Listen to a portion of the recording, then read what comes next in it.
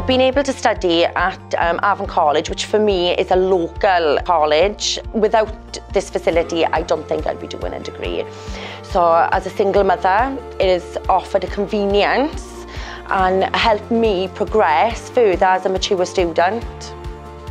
So when I leave college, I'm hoping to work within the youth sector. I am looking towards youth probation, but I will be seeking the advice from my tutors as they've obviously got connections within the industry. The support from the lecturers is really good, they're really friendly. They offer extra help during dinner times and anything. If you need help or struggle in classes, they offer. After I do my level 2, I want to get on to level 3, and then after my level 3 I hope to go to university.